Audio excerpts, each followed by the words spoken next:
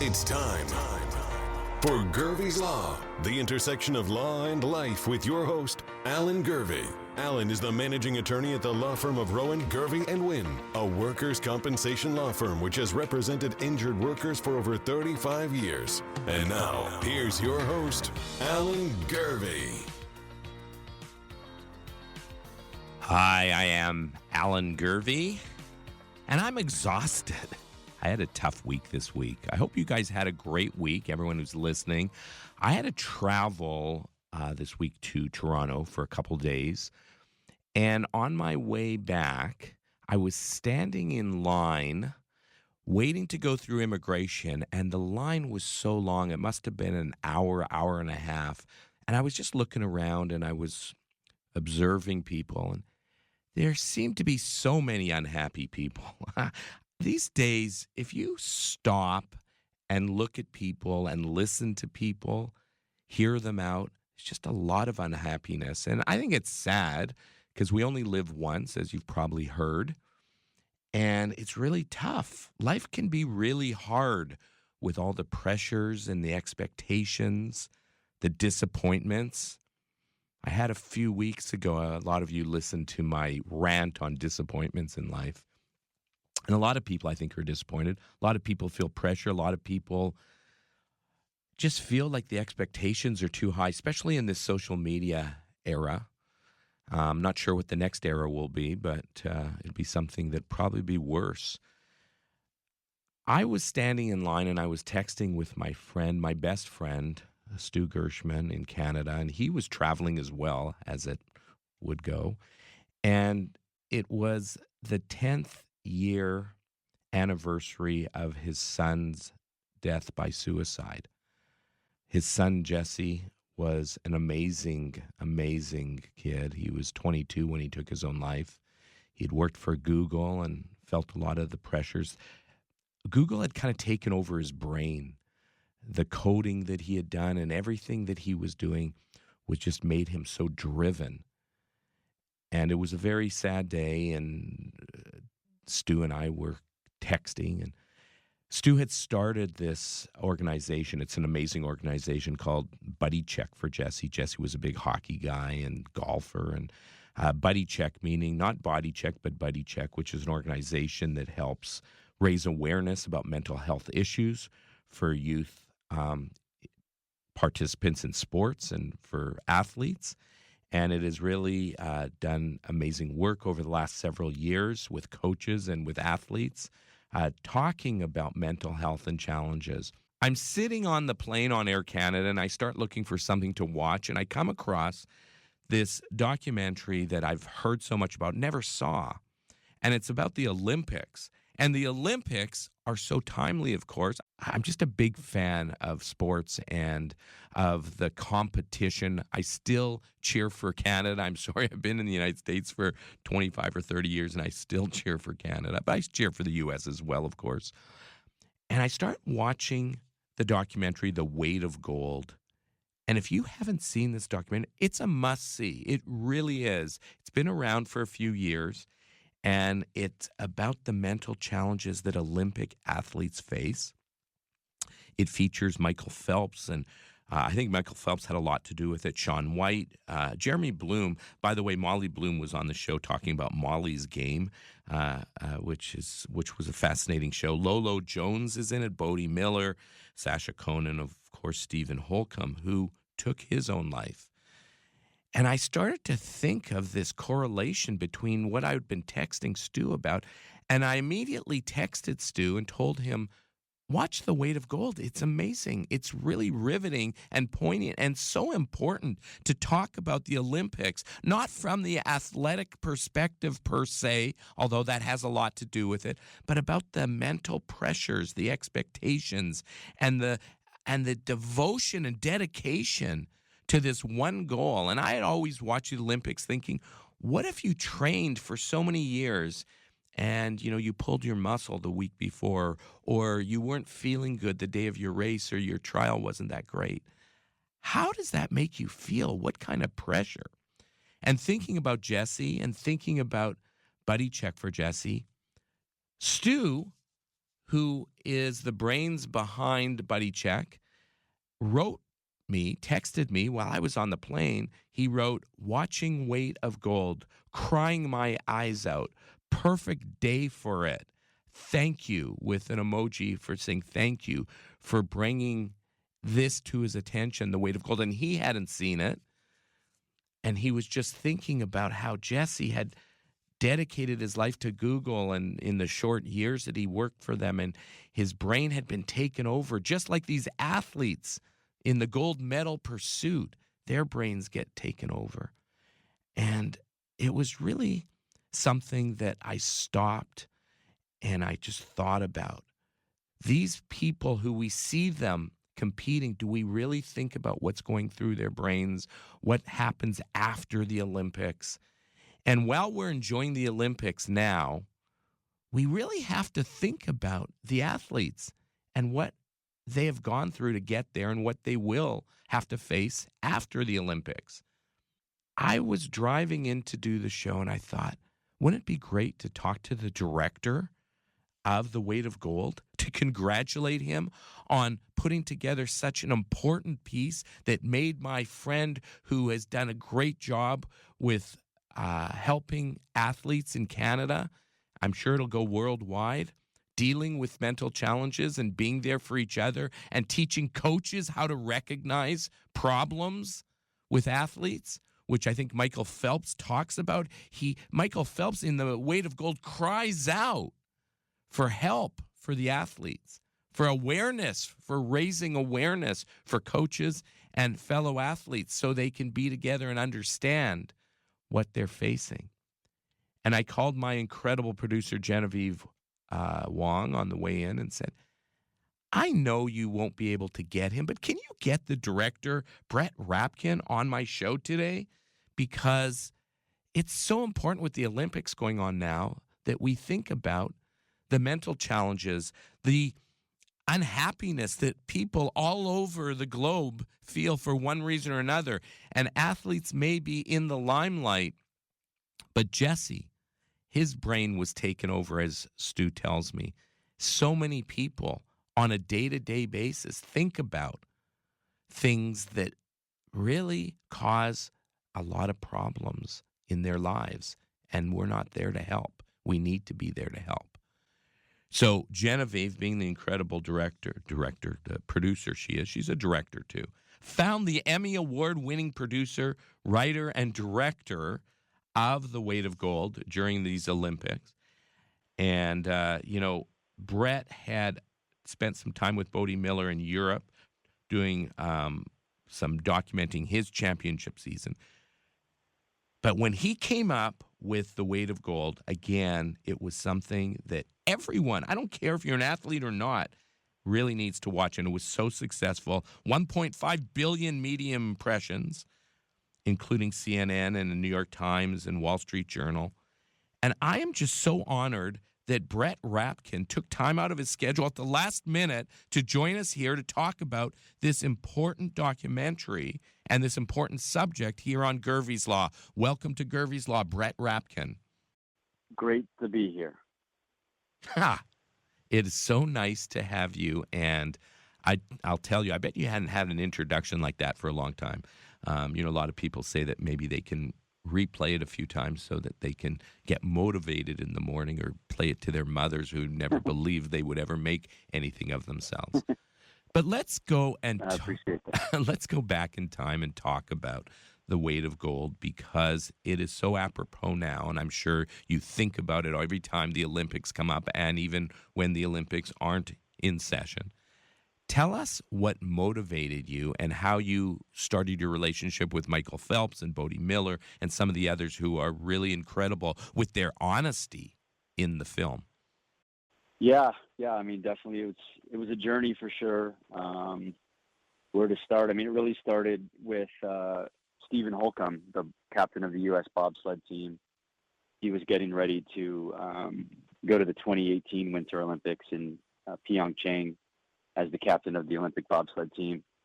And they had won a gold medal at the Vancouver Olympics in three-man bobsled, I believe. Yeah, I was actually there. The first in many years. I actually witnessed that at the Vancouver Olympics. So I Oh, remember wow. I knew Stephen, of him very well. But go ahead, and it brings light to what the film. I mean, I was blown away by listening to the interview. But go ahead, talk about that. Yeah, and I was just planning to make a short film about his. He had survived a suicide attempt years before, and then won the gold medal, and then he had a corneal, degenerative corneal issue, which I also have, called keratoconus, and I had a procedure that was named after him, and our mutual doctor introduced us, and so it was just going to be a short film on Stephen, and then, sadly he passed away just a couple weeks after spending all that time with him. How much and did from you there, actually, Brett? How much did you actually get down on film before he passed away? I mean, it must have been just so incredibly devastating as you were working with him. Yeah, I mean, we shot like a 3-hour interview that covered a lot, and it was emotional. I mean, I think some of it you see in The Weight of Gold. It ended up in the film, and yeah, I just am finishing up writing a book about the story of The Weight of Gold, and what we've been doing since then, because we're doing a lot of other impact projects as well. But yeah, when he passed away, I really didn't know what to do with the interview, but I promised his mother, Jean, that people would see it, and that we would do something positive with it. And then I read an article in Atlantic magazine about post-Olympic depression, which is just so prevalent. I reached out to Michael Phelps and his team, and eventually brought him on board as not just an interviewee, but a executive producer and an interviewee and the narrator. And it rolled from there. It was a long process, but reached out to some of the athletes I had relationships with, like Jeremy Bloom and Bodie Miller, and we just kept building, and I started to find these themes. And then, the first interview with Michael Phelps, I did too. He chose to reveal that he really didn't feel like the resources were what they needed to be. And so that became, a major part of the film and the action plan as well. Now, when you were talking to these athletes, were you at all surprised to see this common theme that you just mentioned? Because it's pretty overwhelming to see how many athletes, and these, top notch, these are A-plus athletes, these are gold medalists. These aren't just athletes who, barely make the Olympic team. Were you a little bit blown away to find out how deep their emotional and mental challenges have been and were throughout their athletic careers? I'd say yes and no. I think there's some things that they deal with that are pretty specific, like, the every 4 years thing. I mean, most of them only do one Olympics. Most of them, if they're lucky enough to do it again, they have to wait 4 years. And yes, they have their World Cup or whatever the annual competition is, but most of the world probably thinks that Bodie Miller, who's retired, but that the ski team skis once every 4 years, but in reality, they're doing it every year. So, I mean, having to wait 4 years to do it on the big stage. But then the more I learned just about the finances, most of them not only don't make much money, most of them lose money or break even at best. On one hand, they've got some really challenging things that are specific to them, but to tie it together with all of us, and you mentioned your friend's son, for example. I think that one of the things I've tried to do is also tie it into the commonalities of what we all deal with and some of the challenges of our modern age. Yeah, I think that's important because everyone can identify with it. That's why when you watch The Weight of Gold, you start thinking of your own life. You think of friends' lives, relatives. Everyone can identify with the kind of pressure, and maybe not to the degree of an Olympic athlete, but it's really universal when you think about other jobs and other things that we do in life that cause pressure. And I'm not sure how we deal with it and where we go. What has been the reaction since The Weight of Gold came out? And, you've mentioned that, you've followed up and there's been subsequent focus on the issues that were brought to light in The Weight of Gold. Tell us a little bit about the aftermath and, what you've been doing and how the Weight of Gold has impacted your life and your life's work. Yeah, within a couple of months of The Weight of Gold came out in July 2020 on HBO, who was and continues to be a great partner. The U.S. Olympic and Paralympic Committee raised a few $1 million specifically for mental health resources for Team USA. And then that was supported by another $10 million or so from the same family. It's the Rochelle Foundation up in Big Sky, Montana. So they've raised about $12 million specifically for something that was lacking, and that really inspired me that I could use this craft that I had learned over the past 20 years or so, how to tell a story to not just create an emotional response, but also have a plan of action and try to create change with it. So that's how I've really pivoted. My company, we created a nonprofit called Podium Society. Ken Burns, who does all the amazing American history documentaries for PBS, really encouraged me to explore funding through a nonprofit. And what that allows us to do is to focus on how we can make the biggest impact with these things instead of, how we can sell them for the most money to Netflix or whoever. So among other projects, we've done 2 other mental health related projects. One is called The Paradise Paradox, and that was with Bodie Miller and Michaela Schifrin, the amazing ski racers also involved, and some other athletes. And that one's specifically about the mental health crisis in mountain towns, ski towns, where there's some really scary statistics. They call it the suicide belt throughout the Rockies and so forth. Yeah. And then we did another one we just did another shoot last week with DeMar DeRozan, the NBA 6-time All-Star who played for, of course, the Toronto Raptors and most recently the Bulls, and now he just signed with the Sacramento Kings. But we all exist in different communities, right? So for DeMar, for example, he lives in the NBA community. He lives in the community of his team, his family, the community where he lives, but also he's part of the Black community. And certain communities have especially large amounts of stigma still toward talking about mental health at all, let alone getting help. And, I look at it as a spectrum, which can be on one side, just everybody, literally everybody. We all have brains, so we all have mental health, just like we have physical health. Nobody would ever say that, they don't need to worry about their physical health, and it's the same with mental health. And I think that's what we're all starting to realize.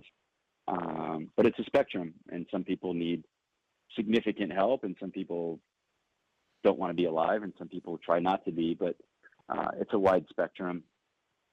So we've tried to focus on some specific communities where there is a lot of stigma, because we feel like with our work and working with and through these athletes who have such an incredible platform in our culture, we can, start to chip away at that. I think our sense of community has gone away to a large degree. Talking to people on Instagram, liking a photo of a beautiful woman, or someone posts a great picture of an Italian sandwich, that's not community. You're right. And somehow we started believing that it was. It's not. Community is the people who live down the street that, if you need a babysitter because you have to take your husband to the hospital, are gonna be there. Yeah. That's what we all need. That's what we all crave.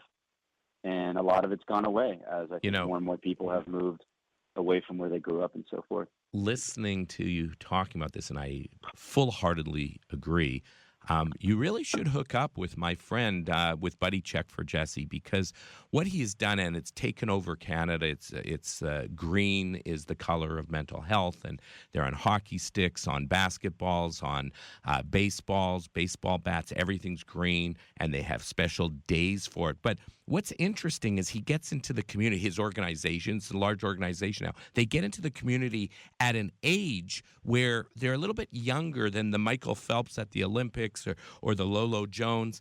They're, when they're targeting the youth and making them understand about the stigma, to rid themselves of it, to talk to people, to be in a community.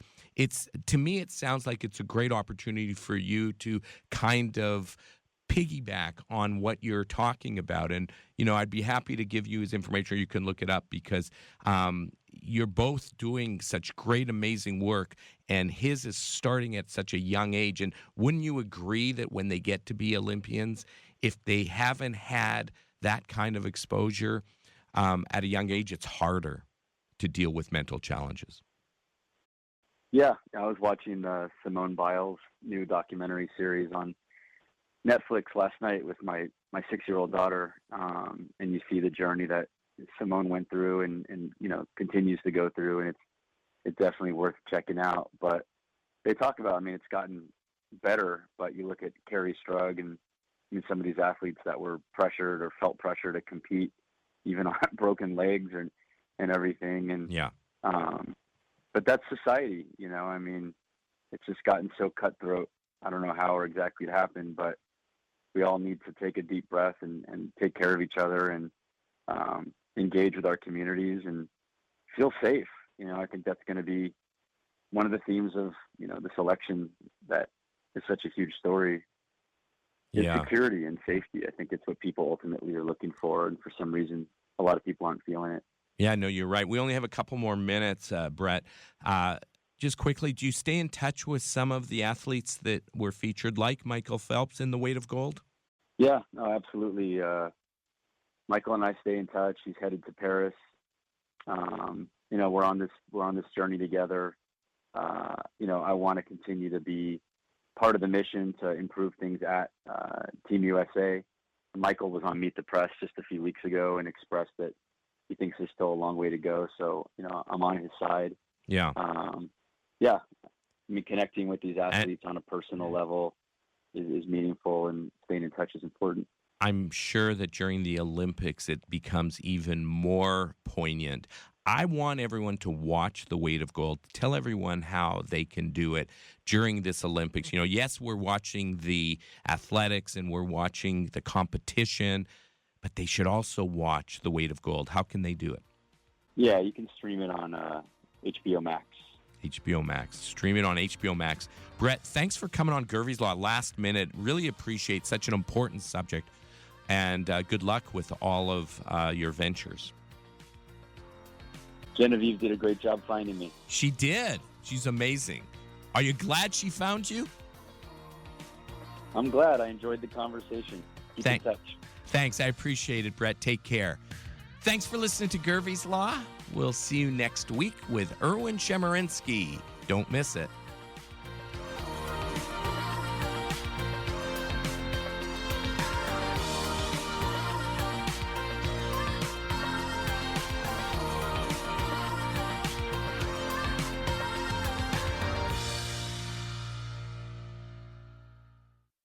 This show is pre-recorded and furnished by Rowan, Gurvey, and Wynn.